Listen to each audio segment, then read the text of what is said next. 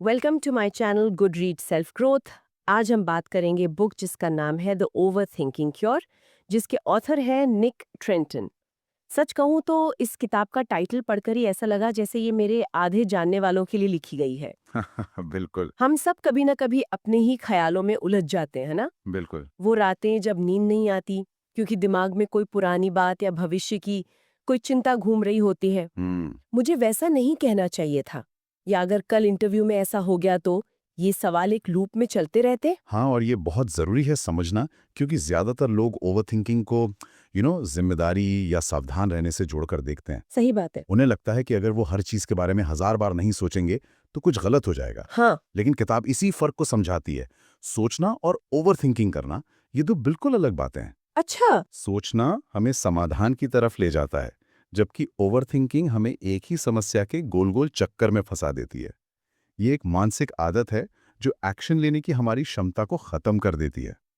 तो चलिए सबसे पहले इसी को खोलकर समझते हैं। ये ओवरथिंकिंग असल में है क्या, और ये सिर्फ दिमागी थकावट से बढ़कर हमें कैसे नुकसान पहुंचाती है? देखिए, इसे ऐसे समझें कि हमारा दिमाग प्रॉब्लम सॉल्व करने के लिए बना है, हम्म। लेकिन जब उसे असल में कोई प्रॉब्लम नहीं मिलती, तो वो काल्पनिक प्रॉब्लम बनाने लगता है। इसके पीछे बेसिकली 3 मुख्य ड्राइवर होते हैं। क्या है वो? डर मतलब फियर, यानी अगर कुछ गलत हो गया तो। दूसरा है कंट्रोल, यानी सब कुछ मेरे हिसाब से ही होना चाहिए। हम्म। और तीसरा खुद पे शक, डाउट, यानी क्या मैं ये कर पाऊंगा। जब ये तीनों मिल जाते हैं तो दिमाग एक ऐसे लूप में फंस जाता है जहां वो सिर्फ नेगेटिव संभावनाओं पर फोकस करता है। और इसके खतरे?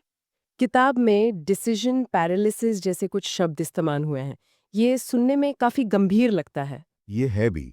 शारीरिक स्तर पर जब दिमाग लगातार फाइट या फ्लाइट मोड में रहता है तो शरीर में कॉर्टिसोल जैसे स्ट्रेस हार्मोन बढ़ जाते हैं। अच्छा। इससे सिर दर्द, पेट की समस्याएं, नींद ना आना और लंबे समय में तो दिल की बीमारियां भी हो सकती हैं। हाँ। लेकिन मानसिक खतरा और भी बड़ा है। वही, डिसीजन पैरालिसिस। हाँ, आप सही कह रही हैं। डिसीजन पैरालिसिस इसका सबसे बड़ा उदाहरण है। मतलब फैसला ही न ले पाना। हाँ, लेकिन ये उससे भी गहरा है।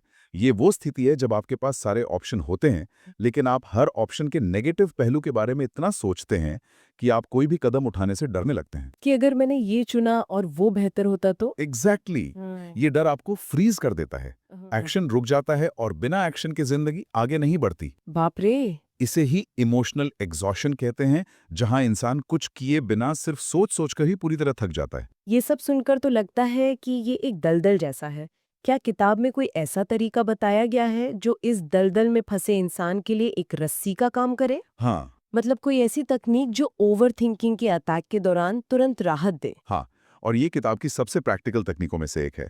इसे कहते हैं 5 4 3 2 1 ग्राउंडिंग मेथड। 5 4 3 2 1 grounding method. जी, ये एक तरह का इमरजेंसी ब्रेक है। साइकोलॉजिस्ट इसका इस्तेमाल पैनिक अटैक के मरीजों के लिए भी करते हैं क्योंकि ये तुरंत काम करता है। ये सुनने में बहुत ज्यादा आसान लगता है। क्या सिर्फ अपने आसपास की 5 चीजों को देखने से एक बड़ा एंजाइटी अटैक रुक सकता है? हाँ, हाँ, आपका सवाल बहुत अच्छा है, क्योंकि ये वाकई आसान लगता है। हाँ। इसकी पीछे का विज्ञान समझिए। जब हम ओवरथिंक करते हैं, तो हमारे दिमाग का जो इमोशनल सेंटर है, एमिगडाला, वो हाईजैक हो जाता है। अच्छा। सारा फोकस अंदर की दुनिया, यानी हमारे विचारों पर होता है। हम्म। 5 4 3 2 1 मेथड हमारे दिमाग के दूसरे हिस्से प्री फ्रंटल कॉर्टेक्स को एक्टिवेट करता है, जो लॉजिक और बाहरी दुनिया से जुड़ा है। ओके। ये हमारी पांचों इंद्रियों का इस्तेमाल करके दिमाग को जबरदस्ती वर्तमान में खींच लाता है। अच्छा, तो ये दिमाग का ध्यान भटकाना नहीं बल्कि दिमाग के कंट्रोल को एक हिस्से से दूसरे हिस्से में शिफ्ट करना है। ये करते कैसे हैं? बहुत सरल है। जैसे ही आपको लगे कि आप विचारों के भंवर में फंस रहे हैं, रुकें और ये करें। हम्म। 5 ऐसी चीजें देखें जो आपके आसपास हैं। उनके रंग, आकार पर ध्यान दें, जैसे दीवार पर लगी घड़ी, मेज पर रखा नीला कप। ठीक है। फिर 4 ऐसी आवाजें सुनें जो आपको सुनाई दे रही हैं। पंखे की आवाज, कीबोर्ड की टिक-टिक, दूर से आती गाड़ी की आवाज। हम्म। 3 ऐसी चीजें महसूस करें जिन्हें आप छू सकते हैं। अपने कपड़ों का टेक्सचर, कुर्सी की सतह। ओके। 2 ऐसी गंध को पहचानें। हो सकता है कॉफी की महक हो या बाहर की गीली मिट्टी की। और आखिर में एक ऐसी चीज का स्वाद पहचानें। वाओ। इस एक्सरसाइज के अंत तक आपका दिमाग विचारों के लूप से बाहर निकलकर असल दुनिया में वापस आ चुका होता है। समझ गई। तो ये हमारे दिमाग की अवेयरनेस बॉल को, जो अंदर ही अंदर उछल रही थी, उसे बाहर की दुनिया में ले आता है, ये तो एक फायर एक्सटिंग्विशर की तरह है। बिल्कुल। लेकिन हर रोज आग बुझाना भी तो थका देता है। किताब हमारे दिमाग को फायर प्रूफ बनाने के लिए क्या सुझाव देती है ताकि ऐसी सिचुएशंस बार-बार पैदा ही ना हो? बेहतरीन सवाल। यहीं पर किताब का दूसरा बड़ा आइडिया आता है, स्ट्रेस को मैनेज करने के 4 एज। फोरेज? जी, इस फ्रेमवर्क की खूबी यह है कि यह आपको अपनी परिस्थितियों का शिकार होने की बजाय एक रणनीतिकार बनाता है। एक स्ट्रैटेजिस्ट? हाँ, एक मेंटल फ्लो चार्ट जो आपको सिखाता है कि अपनी एनर्जी कहाँ लगानी है और कहाँ नहीं। फोरेज? मैंने इनके बारे में पढ़ा है। अवॉइड, ऑल्टर, एक्सेप्ट और अडेप्ट। चलिए एक-एक करके इन्हें समझते हैं। बड़े अवॉइड यानी बचना। ये थोड़ा नेगेटिव नहीं लगता? पहली नज़र में लग सकता है, लेकिन ये बहुत प्रैक्टिकल है। अवॉइड का मतलब है उन गैर जरूरी तनावों से बचना जिन्हें टाला जा सकता है। अच्छा। ये अपनी सीमाओं को पहचानने और न कहना सीखने के बारे में है। जैसे अगर आपको पता है कि कोई खास रिश्तेदार हमेशा आपकी आलोचना करता है, तो उनसे बातचीत को सीमित करें। ये हर लड़ाई न लड़ने की कला है। ठीक है, लेकिन हर सिचुएशन से तो बचा नहीं जा सकता ना। जैसे ऑफिस का कोई मुश्किल प्रोजेक्ट या कोई जरूरी पारिवारिक जिम्मेदारी, तब क्या करें? तब आता है दूसरा ए, ऑल्टर, यानी बदलें। अगर आप सिचुएशन से बच नहीं सकते, तो उसे अपने लिए बेहतर बनाने की कोशिश करें। इसका मूल मंत्र है कम्युनिकेशन। बातचीत? हाँ, अगर आपका कोई सहकर्मी हमेशा अपना काम आप पर डाल देता है, तो चुपचाप सहने की बजाय उससे कामली बात करें और अपनी सीमाएं बताएं। अगर आपका पार्टनर कोई ऐसी आदत करता है जो आपको परेशान करती है, तो उस पर गुस्सा करने की बजाय बताएं कि आपको कैसा महसूस होता है और आप क्या बदलाव चाहते हैं। और अगर सिचुएशन ऐसी हो जिसे ना तो टाला जा सकता है और ना ही बदला जा सकता है, मान लीजिए किसी करीबी की बीमारी या ट्रैफिक जैम। ऐसे में तीसरा ए काम आता है, एक्सेप्ट, यानी स्वीकार करें। ये सबसे मुश्किल लेकिन सबसे शक्तिशाली कदम है। कुछ चीजें हमारे कंट्रोल से बाहर होती हैं। उन्हें स्वीकार करने का मतलब हार मानना नहीं, बल्कि अपनी मानसिक शांति को चुनना है। सही बात है। माफ करना भी इसी का एक हिस्सा है। याद रखें, माफ करना आप दूसरों के लिए नहीं, बल्कि खुद के लिए करते हैं। ये तो बहुत गहरा है। और चौथा ए, अडेप्ट, ये एक्सेप्ट से कैसे अलग है? अडेप्ट यानी अनुकूल बने। एक्सेप्ट में आप सिचुएशन को स्वीकार करते हैं, अडेप्ट में आप खुद को उस सिचुएशन के हिसाब से ढालते हैं। अच्छा। ये अपने नजरिए और उम्मीदों को बदलने के बारे में है। अगर आप ट्रैफिक में फंस गए हैं, तो गुस्सा करने की बजाय इसे एक मौका समझे अपनी पसंदीदा पॉडकास्ट सुनने का। सही है। अगर कोई प्रोजेक्ट पे करा, तो परफेक्शनिस्ट माइंडसेट को छोड़कर अच्छा काम करने पर फोकस करें। कमाल है। तो ये एक पूरा सिस्टम है। पहले देखो कि क्या लड़ाई से बच सकते हो, मतलब अवॉइड। हाँ, नहीं तो क्या लड़ाई के नियम बदल सकते हो, ऑल्टर। बिल्कुल। वो भी नहीं तो क्या शांति से नतीजा स्वीकार कर सकते हो, एक्सेप्ट। जी, और आखिर में क्या तुम इस अनुभव से खुद को और मजबूत बना सकते हो, जी, यानी अडेप्ट। बिल्कुल। ये तो वाकई किसी को भी शिकार से रणनीतिकार बना सकता है। एग्जैक्टली। इसी से जुड़ा एक और सवाल है। ओवर थिंकिंग की एक बड़ी वजह फैसले ना ले पाना भी है। हाँ, हम ऑल्टर या अडेप्ट कैसे करेंगे अगर हम पहला कदम ही नहीं उठा पा रहे? हाँ, एक्शन लेना ओवरथिंकिंग का सबसे बड़ा दुश्मन है। किताब इसके लिए 2 बहुत शक्तिशाली नियम बताती है। वो क्या है? पहला है 5 सेकंड का नियम।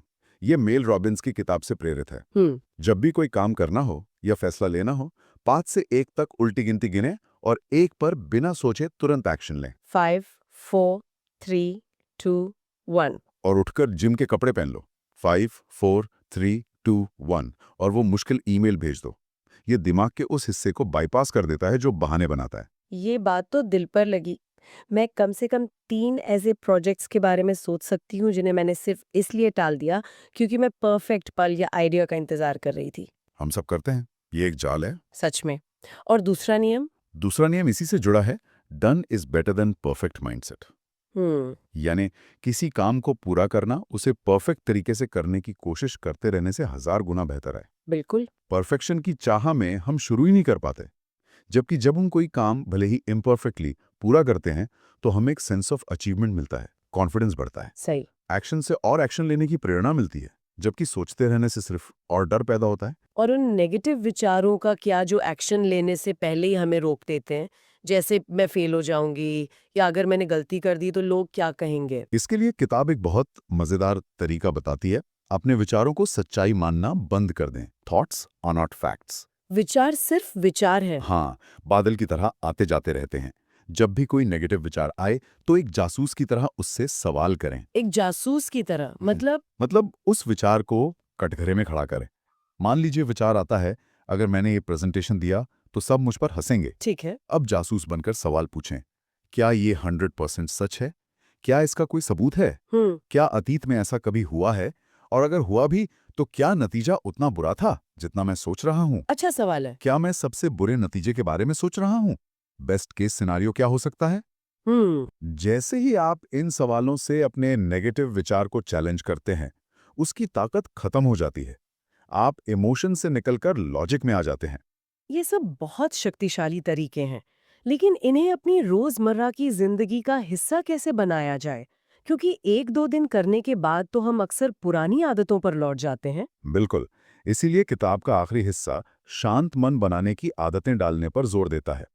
एक शांत मन प्रैक्टिस से बनता है, जैसे मसल्स जिम में बनती हैं। लेकिन अगर कोई अपनी शुरुआत कर रहा हो और उसे समझ ना आए कि कहाँ से शुरू करें, क्या कोई खास आदतें हैं जो सबसे ज्यादा असरदार होती हैं? हाँ, किताब में कुछ आदतों पर खास जोर दिया गया है। पहली और सबसे असरदार है जर्नलिंग, यानी लिखना। डायरी लिखना। जी, रोज रात सोने से पहले सिर्फ 10 मिनट के लिए अपने मन में चल रही हर बात, हर डर, हर चिंता को एक डायरी में लिख दें। इससे दो फायदे होते हैं। एक, आप अपने मन का सारा कचरा कागज पर उतार देते हैं, जिससे मन हल्का होता है। सही। दूसरा, लिखते समय आपको अपने विचारों में एक पैटर्न दिखाई देने लगता है। पर अगर किसी को समझ ना आए कि क्या लिखें, वो बस खाली पन्ने को देखता रहे। हाँ, तो आप इन सवालों से शुरू कर सकते हैं। आज किस बात ने मुझे सबसे ज्यादा परेशान किया? मैं किस चीज को लेकर चिंतित हूँ? धीरे धीरे यह आदत बन जाती है। और कोई आदत? दूसरी आदत है माइंडफुलनेस। इसका मतलब है जो भी काम कर रहे हैं उसे पूरी जागरूकता के साथ करें। खाना खाते समय सिर्फ खाने पर ध्यान दें, उसके स्वाद, उसकी खुशबू को महसूस करें, ना कि फोन पर। हम्म। जब आप हर एक्टिविटी को माइंडफुली करते हैं तो दिमाग को अतीत या भविष्य में भटकने की आदत कम हो जाती है। और बेचैनी के छोटे छोटे पलों के लिए? उसके लिए ब्रीदिंग एक्सरसाइज सबसे अच्छी है। 4-4-4 नियम बहुत कारगर है। बस 4 सेकंड तक गहरी सांस अंदर लें, 4 सेकंड रोकें और 4 सेकंड में धीरे धीरे बाहर छोड़ें।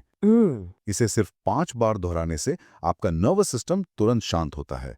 ये आपके शरीर को संकेत देता है कि सब ठीक है, कोई खतरा नहीं है। तो अगर आज की इस पूरी चर्चा को समेटा जाए तो इसका सार ये है कि ओवरथिंकिंग कोई पर्सनालिटी का हिस्सा नहीं, बल्कि एक सीखी हुई आदत है। बिल्कुल। और अगर इसे सीखा जा सकता है तो इसे भुलाया भी जा सकता है। 5-4-3-2-1 मेथड जैसे इमरजेंसी ब्रेक से लेकर 4 A's जैसे स्ट्रैटेजिक फ्रेमवर्क तक हमारे पास इससे लड़ने के लिए पूरे हथियार हैं। बिल्कुल सही। और सबसे जरूरी हथियार है एक्शन। पहला छोटा कदम उठाना। सोचना बंद नहीं करना है, बस अपनी सोच को एक कंस्ट्रक्टिव, समाधान उन्मुख दिशा देनी है।